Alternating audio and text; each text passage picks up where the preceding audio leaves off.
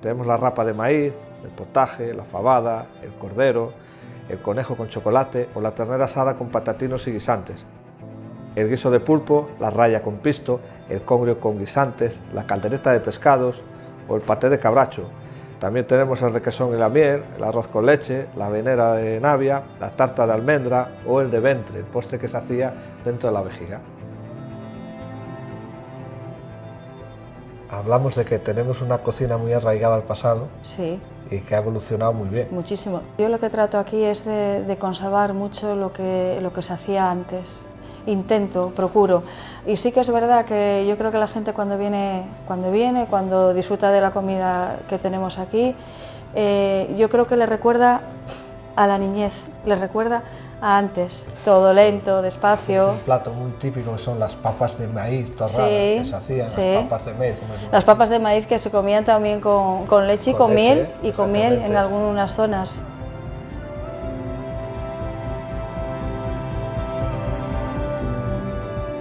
Del maíz extraemos uno de los platos más clásicos de la zona, que es el rapón de maíz. El rapón de maíz se hacía una torta de cebolla, tocino, y se amasaba con maíz puro y se cocía en una berza. En las zonas de montaña se hacía con chorizo, en las casas más pudientes, y en las zonas de costa, dado que la sardina era un ingrediente muy importante, se hacía con arenque. En la zona alta se cocinaba muchísimo las carnes asadas, las carnes guisadas, las carnes que llevan tiempo en la cocina.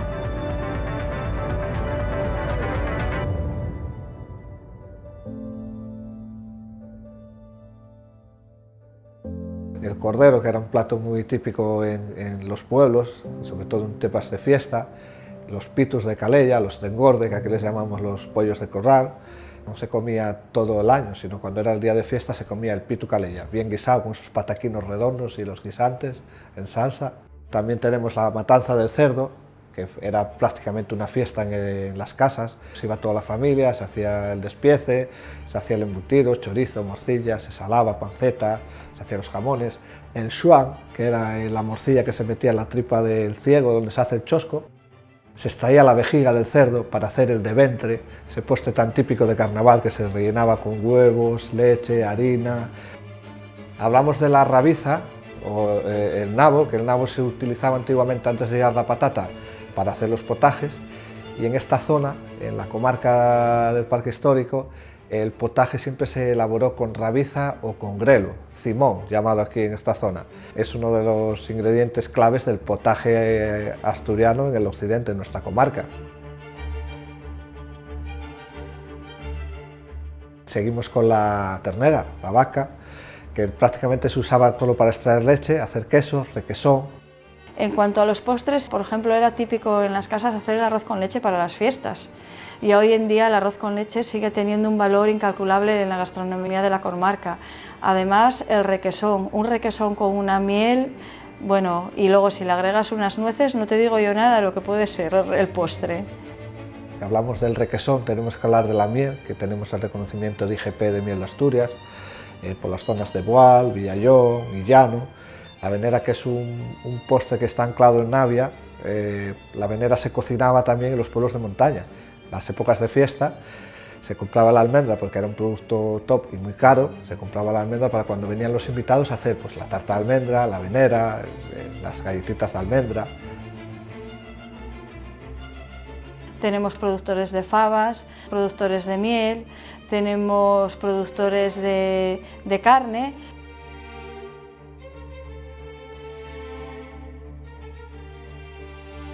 También hay productores de verdinas que están poniéndose muchísimo de moda y que también nos están acercando a un producto diferente, distinto y novedoso. Incluso tenemos alguna bodega que ya está empezando a envasar vino en Pesoz, por ejemplo, con lo cual ya tenemos una comarca con buenos proveedores, con gente muy cercana.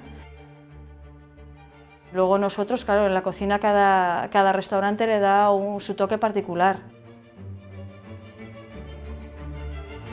Uno de los más representativos que tenemos en la zona es la pesca del pulpo, que ha sido reconocido con el primer sello de calidad MSC a nivel mundial por la pesca sostenible.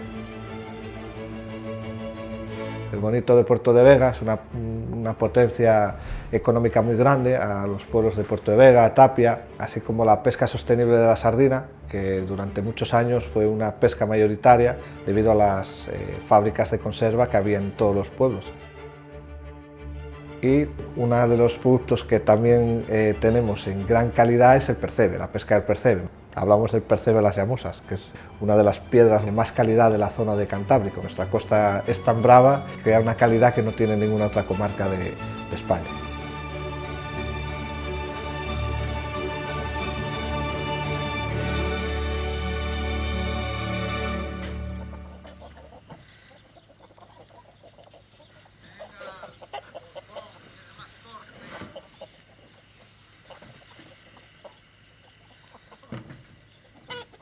Una de las cosas que tenemos en el parque histórico que a mí me encanta es tener esa cercanía que tenemos con los productores, claro, ¿no? Que sí.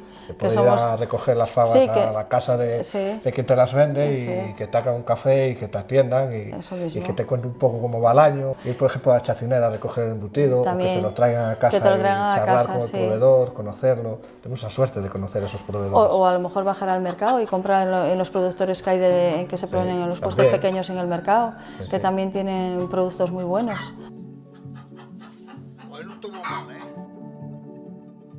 En esta comarca tenemos los productos relativamente cerca de nuestros establecimientos, con lo cual nos llegan muchísimo más frescos, podemos hablar con los que nos los sirven y podemos comentar cómo van las cosechas, cómo va la crianza de los animales, cómo se desarrolla un poco la trazabilidad de los productos.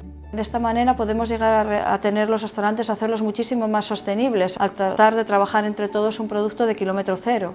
Pues no hay emoción si no hay guiso. No hay una buena salsa si no hay un guiso. Y la gente que venga a visitarnos un día puede comer y disfrutar en un restaurante a pie de costa y luego venir al día siguiente a disfrutar una carne o un pote o una fabada a la montaña. La cocina de la comarca del Parque Histórico del Navia tiene muchísima historia. Se nutre del recetario de nuestras abuelas y nuestras madres y del amor que ellas implicaban a la hora de cocinar para alimentar a sus familias. Y todas aquellas personas que vengan a nuestra comarca van a disfrutar de una experiencia gastronómica inolvidable. Venir a conocer nuestra comarca implica disfrutar de una experiencia gastronómica que une tradición y vanguardia.